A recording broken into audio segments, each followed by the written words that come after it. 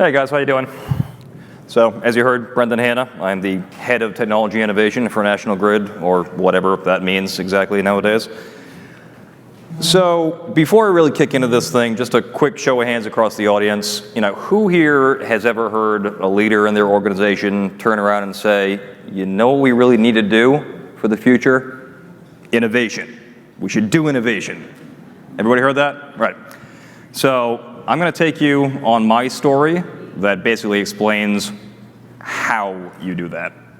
So, about 2 years ago, myself and a colleague of mine were approached by the business, and they said, hey guys, what does it look like in 5, 7, 10 years' time for the field engineer of the future, right? And we thought, well, it's a curious question. Let's start to dig into it a little bit. Especially curious because we were both in IT, right? Not operations, not on the OT side. So we started digging in. Found stuff in the wearables space. Found stuff as far as comms were concerned. Found all of these new areas in more of the OT side that we were intrigued by. It was interesting. Then you start to apply that back to the back end stuff in the IT systems, and you realize we've got a problem. Like, we've got a big problem. Turns out, utilities especially aren't super great about saying current with their systems. And by current, I mean like N-7 current, right? It's old stuff.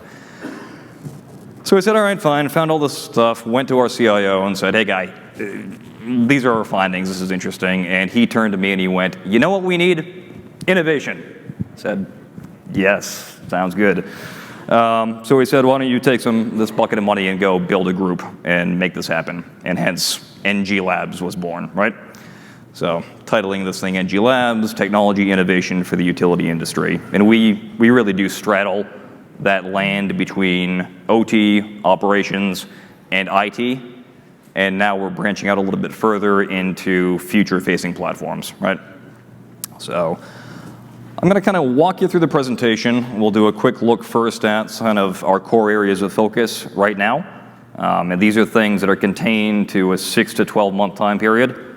Then future technology, this is that future platform stuff. This is working with our ventures arm on new technologies, new platforms, things that will not only enhance our business, but could be IPable and might be something we'll sell and bring to market eventually down the road, to how we actually do this stuff, because it sounds great, and I've heard from a few people around here during the conference that, sounds good, we want to adopt it, blah, blah, blah, but I don't really know how to go about taking this from looking at it from a technology for technology's sake standpoint to actually applying it to the business to try to address the real world problems and then gain some real benefit out of that. And I think we've got a pretty good approach at this point. And then finally, I'll just finish it off with sort of, what are the overall big trends in the utility space that are sort of driving us there, this whole idea of the utility of the future. Okay. So, core areas of focus. I'm just going to kind of take you right to left, so sort of clockwise around this at some of what we're looking at right now that are use cases that we've, taken from the business and we've begun active development on. So robotics and UAVs, what we're talking about there, drones, right? Nothing super crazy about that. I would caution everyone, when you think about drones, don't think about drones for drone's sake, right? Don't think, oh, this is cool, I've got a flying Terminator robot, yay, right? Think about them as sensor delivery vehicles. That's really what they are. So 2 good use cases that we've begun work on inside of Grid. One is for overhead line inspections, right? So we've got these transmission lines that run for miles and miles and miles, and the current way we go about doing it is putting a guy into a helicopter every week and flying the lines with a camera to try and find, issues or anomalies. What we're saying with this is set wayfinding patterns in a GPS system with fixed-wing UASs, fly them along the lines, and then attach a high-def camera to these things to be able to do automatic detection. And when we find that automatic detection of issues, you geolocate that, so you put a latitude and longitude on it, you timestamp it with a little bit of onboard processing, and then you fire it to a back end where it gets put onto a map, and then the operators can sit there and say, oh, okay, now we see this, we know where it is, we can respond to it immediately, as opposed to waiting for another week after the guy gets off the helicopter to try and process the video and find things via the human eye. Terribly inefficient, so this is really an efficiency play. The other one is to use it for kind of manpower enhancement. So we have substations, unmanned substations across all of our territories. We really don't have any way to make sure that they're secure besides to hope that a perimeter gets hit or the alarm system goes off and then we send out emergency response. What we're looking to do is to say, let's put a charging pad with a drone on there, have it sit there, and then when an alarm goes off or a tripwire is hit on the security systems, have those things be remotely deployed, do an investigation of the area, see if it's a squirrel that did it, or if it's actually somebody coming in to try and cause harm, right? So it's a critical infrastructure kind of emergency play. Wearables.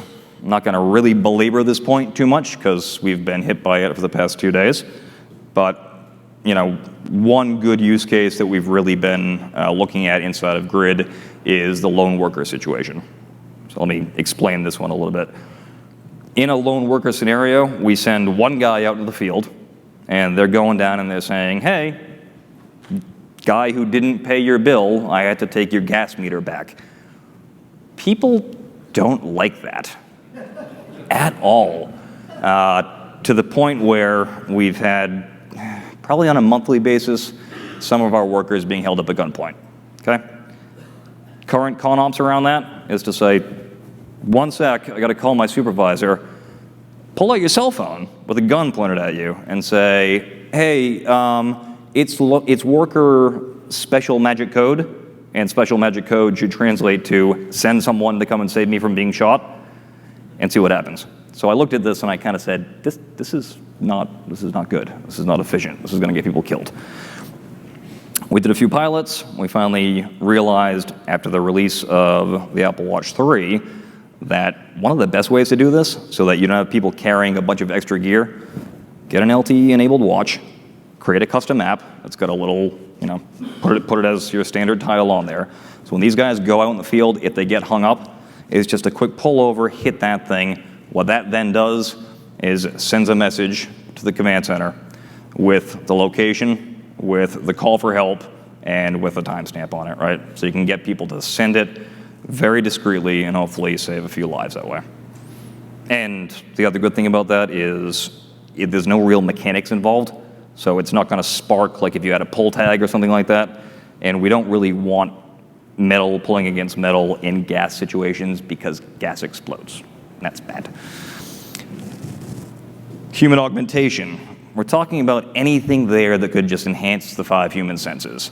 This goes to a safety play right now where we have a small sensor that detects the ambient noise level, so the ambient decibel level in an area. If it goes above a level that's going to harm human hearing, the thing flashes and says, hey, you're about to go deaf when you get older. You should probably put your hearing protection in. All the way up to, and this is something we have not piloted yet, but is interesting because I didn't think I'd hear anyone besides me say exoskeleton today, but looking at that for possible storm responses.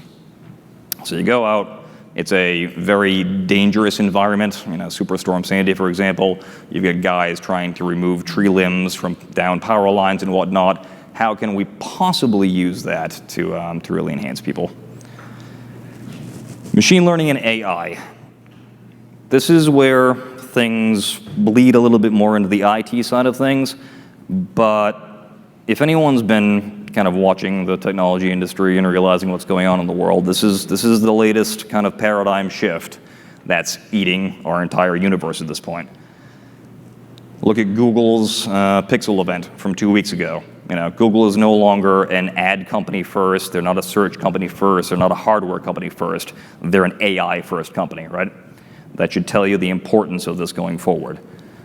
Where it applies to us is across a wide variety of areas. So it could be from data mining to understand where some of our some of the patterns are in some of our data sets for our customers, up to using it to do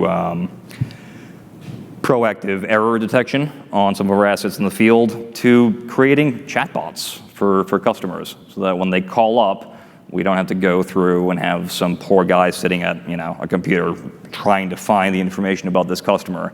It can ride along with that call center representative and give them the information of who that customer is, what their history is, what the weather patterns were like on the day that something happened, if there was any work in the area, right? It's about engaging and bettering that customer experience. Sensors and IoT devices. This has got a lot to do with making what used to be stupid smart, okay? So one of the best quotes, and I'm paraphrasing here, that I have heard recently about the grid itself is, if you took Edison and you sent him through a time machine and dropped him to today, he would fundamentally recognize this system. We haven't really changed that much in the past 100 years. That fundamentally is beginning to shift.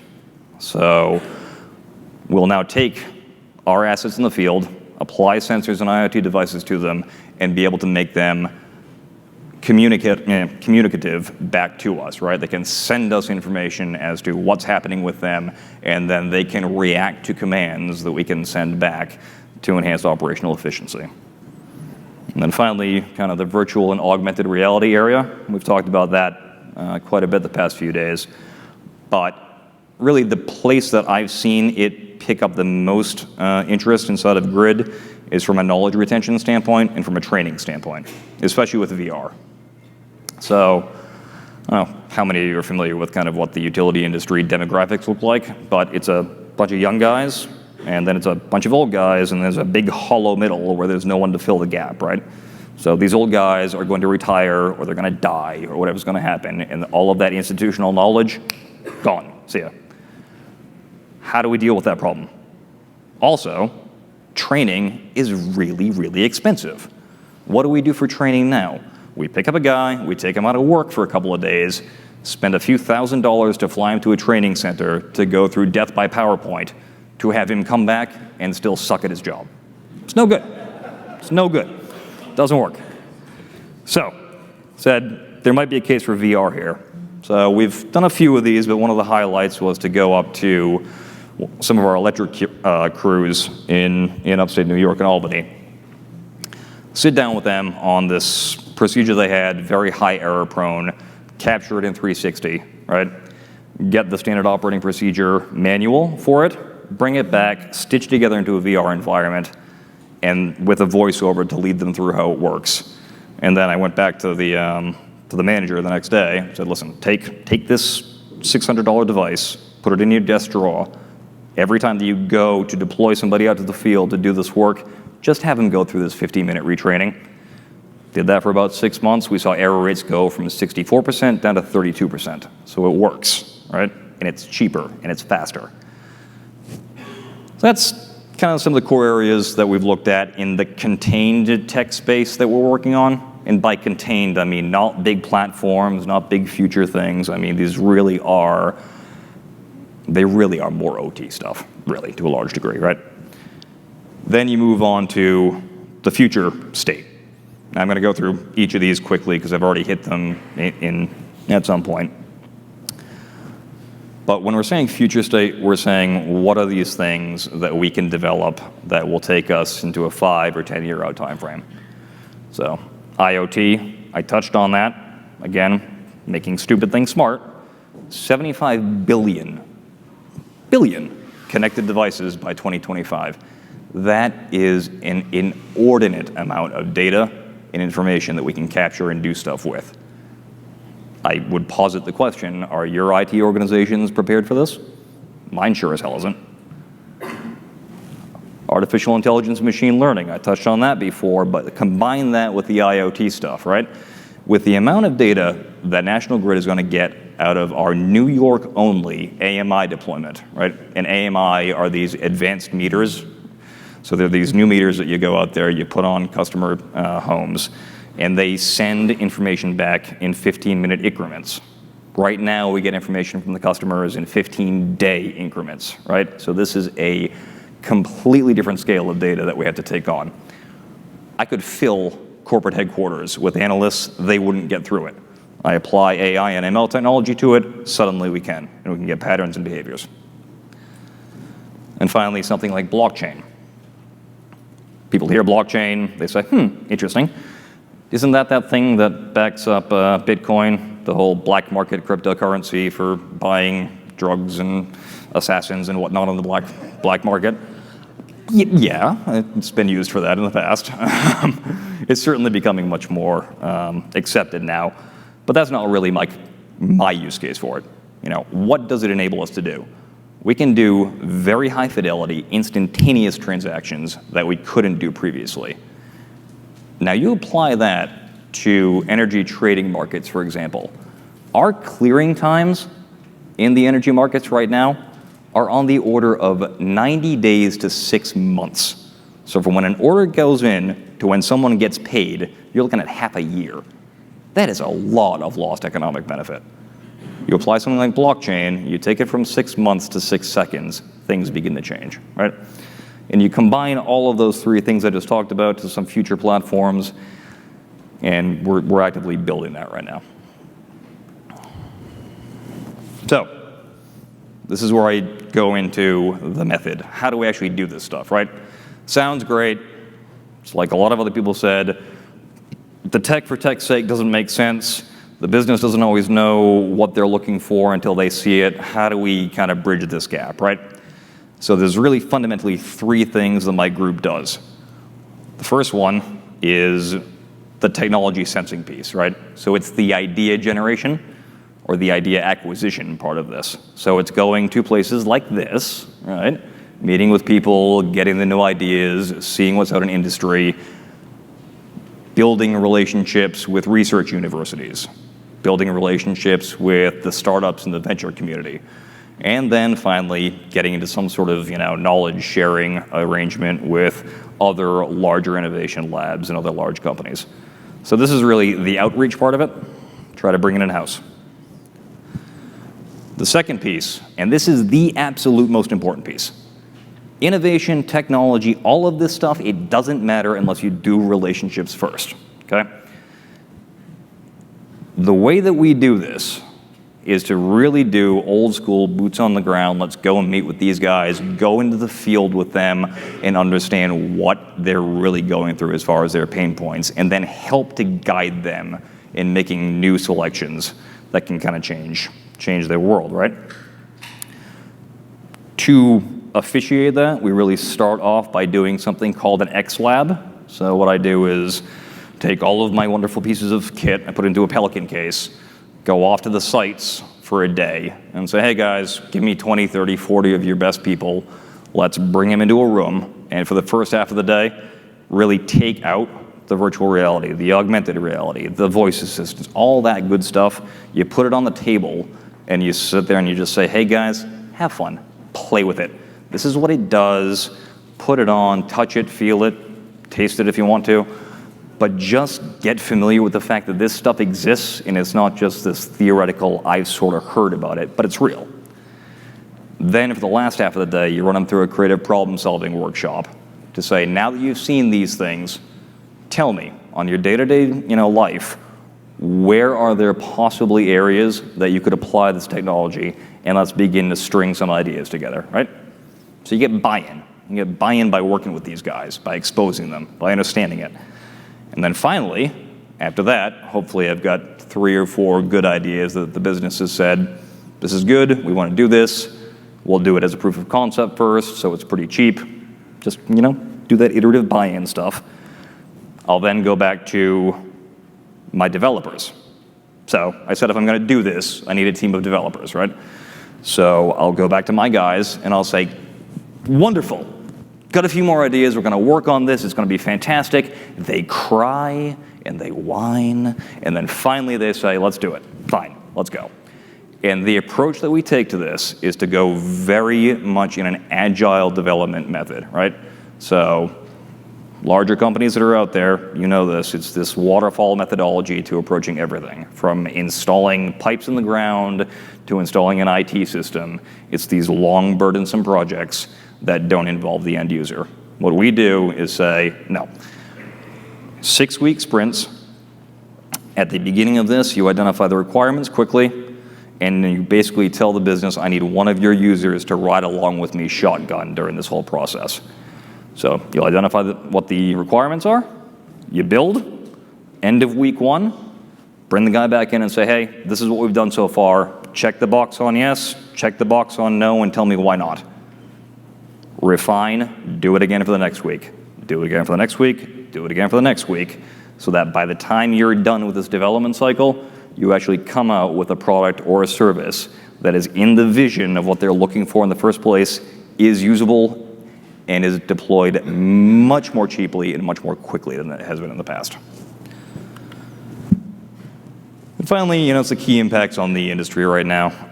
You can kind of look at where some of the themes are from what I was saying previously, but IT and OT convergence. It's no longer IT can sit in an ivory tower doing back office stuff, and the operations guys get out in the field and do what they do. It's going out there, sensing for the new tech that can bridge those two worlds, and working collaboratively with them. And finally, this engagement and the big data stuff. It's that shift to the utility of the future. It's understanding that Google and Apple and Amazon and all these guys, they've changed the world. They've changed how customers look at any organization.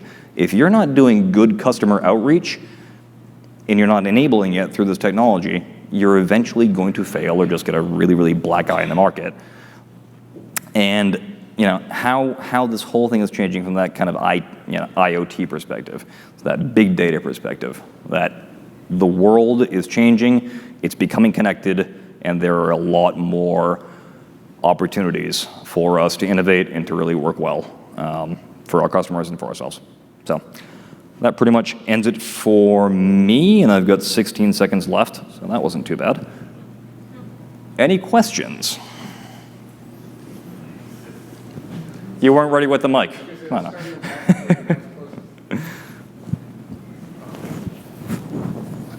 Sean Wilson from Gaylor Electric. Hey, Sean. Have you ever encountered, you mentioned at the very beginning, the drones. Yep. Have you ever encountered pushback from your legal team on use of the drones, particularly FCC regulations in business? What did you do to challenge that, or what were some pointers that you took away from it? Yes, we have challenged. We have not won yet. And it breaks down to two individual kind of applications of this.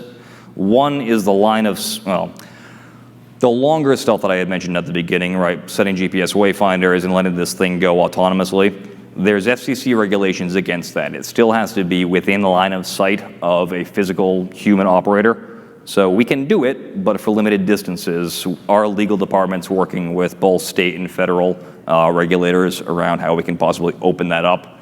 Now, I've found a couple of use cases around the world where they finally said, yeah, you can do it fully autonomously. Denmark is one of them. I met with their utility company about a year ago now to kind of use that as maybe a guiding light as to how we can change the conversation here. The other is to use it just really, really locally and remotely. So as opposed to sending a guy up into a bucket to do an overhead line inspection, deploy a little, Inspire or a Mavic 2 right there, so it can just fly up. You can take a look and see what it's doing, and then just fly it back down. And there's no regulatory issues with that. So.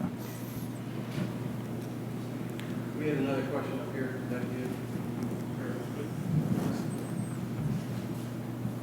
I guess this is two questions. So years ago, I worked in another job. I worked looking at distributed energy resources, so microturbines and stuff. And at that time, transmission and distribution seemed to be kind of like the lost child. Yeah.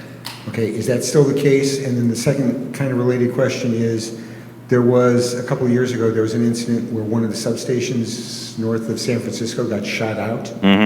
Did they ever solve that problem? Did they ever figure out who did that? So I don't think they did. I'm sort of familiar with that case. I don't believe that they ever figured out what happened with that one, so not great. When it comes down to, is transmission and distribution still sort of the lost children there? That's really what National Grid does at the end of the day. You need to look at transmission distribution as the backbone of the entire thing, right? So you've got the DERs over there, you've got microgrids, you've got all this kind of good stuff that's available. But when it comes down to it, we need the transmission distribution networks to be able to allow them to do the fair interchange. So it's getting to a point where we're seeing more awareness of the value in that, to the point where New York, under their REV initiative, has basically given us carte blanche to become the ISO for the area. So that was. You got time for one quick question? Sure. Or one question, a quick answer. Have you had to prove the business value to your business units before proving anything out, doing any Typically, I try to keep the proof of concepts to such a low price point that it's hard to argue against it to start it off, right? So they're looking at a solution, IBM or somebody else comes in and says it's gonna be $500,000 to do this. I come in and say I can prove it out to you for 20 grand for 6 weeks. Usually no one's gonna bat an eyelash at that, especially if you prove the potential value of it up front. The point you hit on that's much more interesting is the scale question afterwards, right? So it's then saying, we've built this thing, how do we scale it? How do we maintain it? What do the costs look like there? And what I've run into is that my group is now sort of evolving from just being an innovation R&D shop into being a DevOps function. And so we've had some long chats around that. I'm actually now building a new DevOps team to ride along shotgun with this, so that after we build it, we can hand it over to those guys for scale and for maintenance. So. Thank you very much, Greg. Thank you, guys.